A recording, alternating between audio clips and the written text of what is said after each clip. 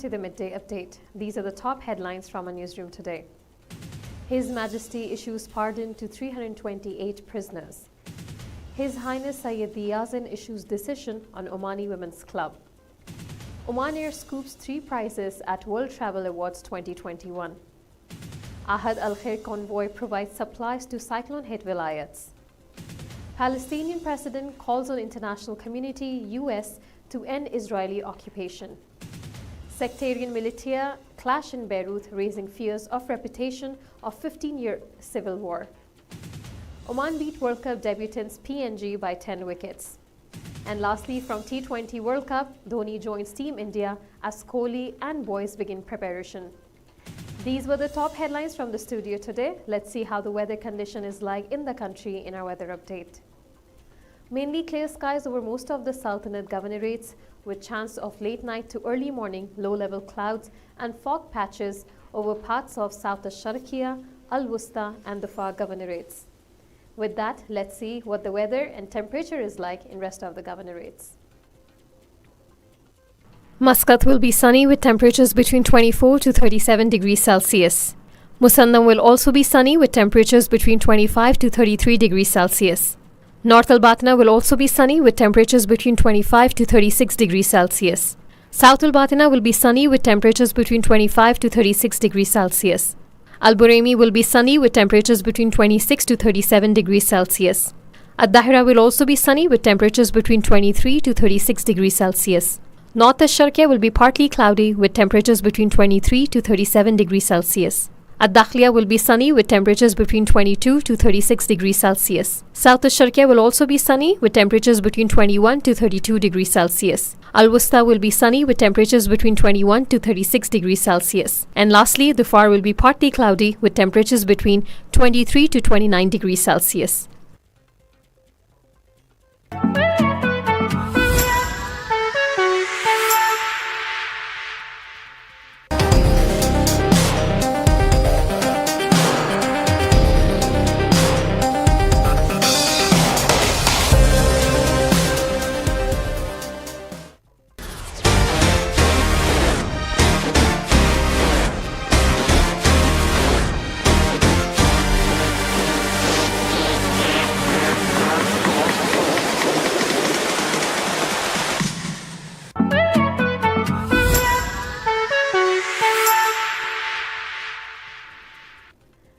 Welcome back to TTV. You're watching Midday Update.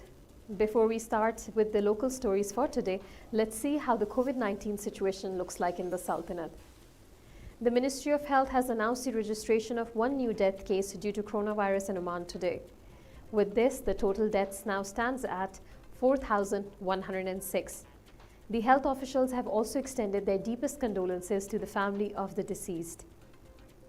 In addition to that, the Ministry of Health has also announced the registration of 12 new cases of coronavirus in Oman today. With this, the total confirmed cases in the Sultanate now stands at 304,066, with total recoveries of 299,434, as well as 4,106 total deaths. In the last 24 hours, the health officials have also received 10 recoveries.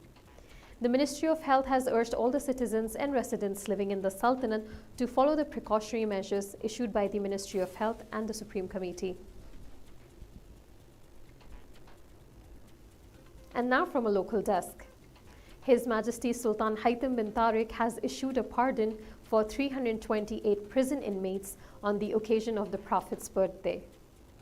His Majesty Sultan Haitham bin Tariq, the Supreme Commander, granted his special supreme pardon to a group of prison inmates convicted in various cases, Oman News Agency said in a statement. An official source at the Royal Oman Police stated that those who were honored with the royal pardon amounted to 328 inmates, including 107 foreign inmates. The pardon by His Majesty, the Supreme Commander, coincides with the occasion of the Prophet's birthday, 1443 AH. On the occasion of Omani Women's Day, the 17th of October, His Highness Sayyid Yazin bin Haitham Al Said, Minister of Culture, Sports and Youth, has issued a ministerial decision announcing Omani Women's Sports and Cultural Innovation Club. The decision comes in affirmation of essentials endorsed by the Sultanate of Oman in the field of women's empowerment across different sectors. By announcing the club, the ministry seeks to upgrade women's role in sports and cultural fields in a manner that responds to the actual requirements of women. The club will organize competitions, championships, and events of relevance. The announcement has been made in celebration of the potential of women who proved capable of enriching the sports and cultural arena and highlighting their accomplishments. The aim is also to spread awareness about women's status and future aspirations. Oman Air has won Middle East Leading Airline, Middle East Leading Airline Customer Experience, and Middle East Leading Airline Economy Class at the Prominent World Travel Awards 2021, voted for by air travelers based on their own experiences. The awards were announced online this year and recognize Oman Air's excellence for its onboard products and services, customer care, and passenger experience. This year's award for Middle East Leading Airline Economy Class follows consecutive wins in the same category from 2014 to 2020. Abdulaziz Al Raisi, Chief Executive Officer of Oman Air, commented saying, "Oman Air is delighted to once again be recognized for our outstanding products, services, and customer care, both in the air and on the ground.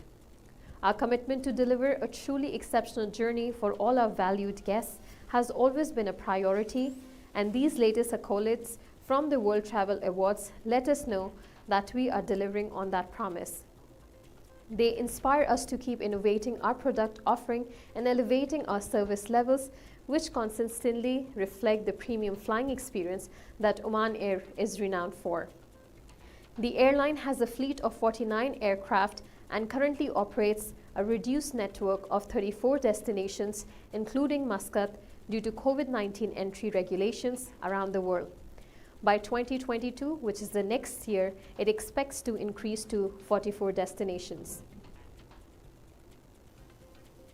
Within the celebrations of the Omani Women's Day, Ahad Foundation launched on Sunday Ahad Al Khair Convoy to a number of cyclone-hit vilayats. The convoy is meant to provide supplies to Omani and resident women in the vilayats hit by the cyclone Shaheen. The convoy showcases the role Omani women play in the various sectors and their effective participation under difficult times and conditions. The convoy kicked off from Muscat Governorate, targeting 5 vilayats affected by Cyclone Shaheen in the Governorate of North Al-Batina, South Al-Batina, and Ad-Dahira. The convoy is accompanied by volunteers from the Omani Women's Association in the various governorates of the Sultanate and volunteers from among the female employees of the Royal Court Affairs. Her Highness the Honorable Lady As-Saida and Ahad Abdullah Hamid Al-Busaidi, spouse of the Sultan of Oman, stressed her keenness and attention for the participation of the members of the Omani Women Associations in the convoy, mainly in distribution of supplies in the cyclone-hit areas. The participation in the convoy expressed their pride in participating in the Ahad Al Khair convoy, along with their sincere thanks to the Honorable Lady. They also expressed their privilege and honor of being part of the convoy. The participants also valued the kind gesture of the Honorable Lady for allocating the convoy to target women and children in the affected vilayats.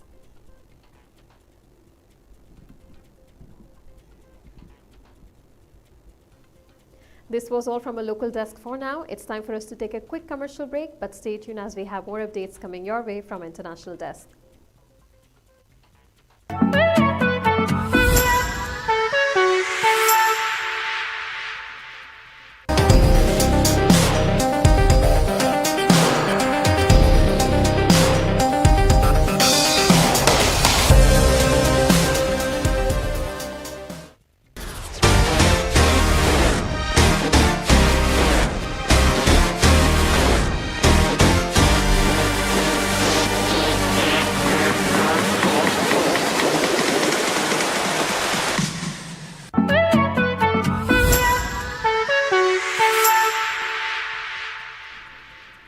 Welcome back to Midday Update. You're watching TTV, and right now from International Desk.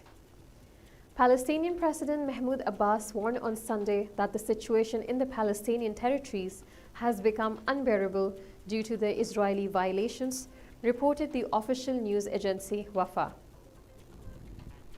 He called on the United States to turn its words on the cause of Palestine into deeds and urged the international community to move quickly to end the Israeli occupation of the Palestinian territories.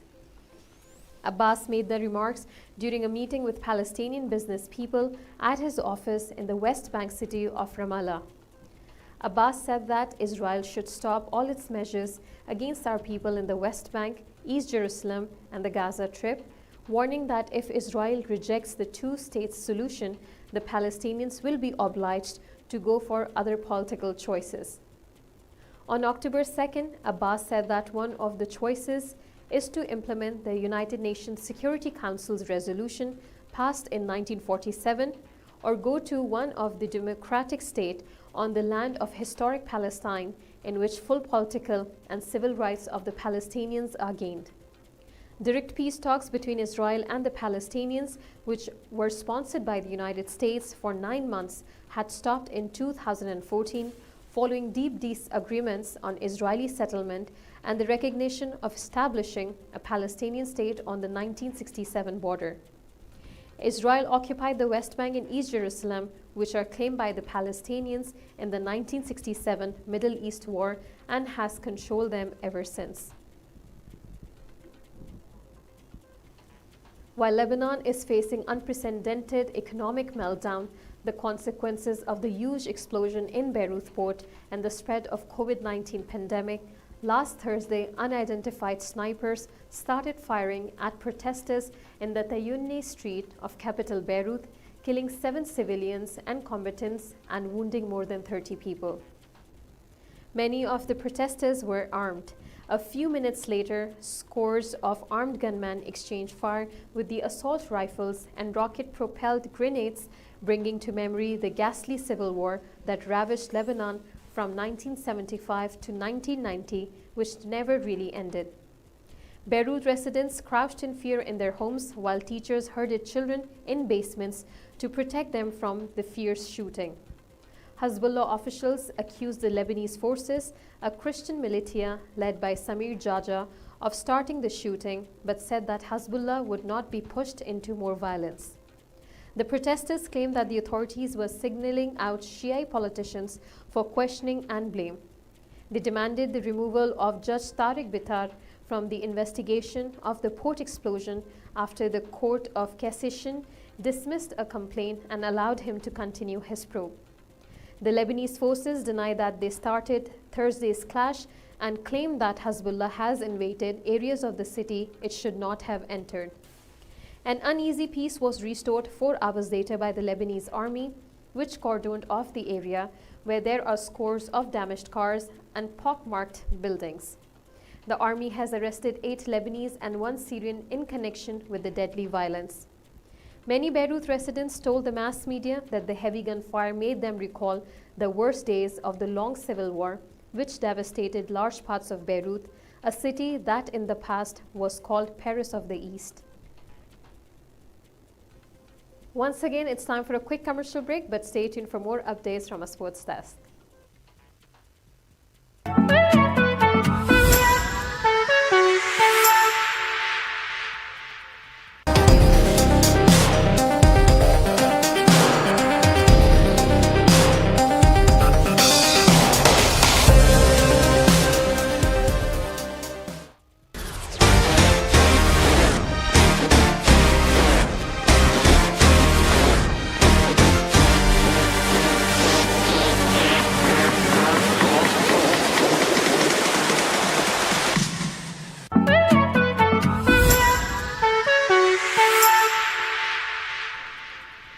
Welcome back to TTV. You're watching Midday Update. And now from a sports desk.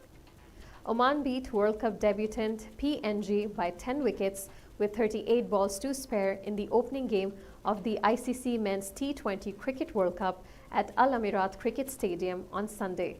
It was a comprehensive win for Oman as they finished the match inside 14 overs. PNG overcame a disastrous start where they were 0-2, which means 0 runs with 2 wickets down, to post 129 runs with 9 wickets down against Oman in the opening game of the ICC Men's T20 World Cup. The revival was thanks to national record third wicket stand as 81 off 60 balls between captain Asad Wala and Charles Amini. Wala was the top scorer of the PNG innings, striking entertaining 43 runs from 56 balls. However, the middle order couldn't capitalize. Zishan Maqsood ran through the lineup, picking up the best figures in T20 eyes by any Omani bowler. Former India skipper MS Dhoni has joined the men in blue as Virat Kohli and boys began their preparation for the ICC Men's T20 World Cup on Sunday. The official Twitter handle of BCCI shared photos of Dhoni bonding with Team India and captioned the photo as extending a very warm welcome to the King. MS Dhoni is back with Team India and in a new role. India will begin its T20 World Cup campaign on October 24th against Pakistan. Before that, the side will play 2 warm-up matches against England and Australia on October 18th and 20th. India skipper Virat Kohli on Saturday had said that having MS Dhoni as the mentor for the ICC Men's T20 World Cup will hold his side in good state. Massive experience, he is quite excited about getting back in this environment. He has always been a mentor for all of us when we were starting our careers at the time he played, and now he has the same opportunity to continue the same again. Especially for the younger guys who are in early stages of their career, just experience that he has gained over the years and having conversations with him about the game, said Kohli during a captain's call organized by the International Cricket Council ahead of the upcoming Men's T20 World Cup.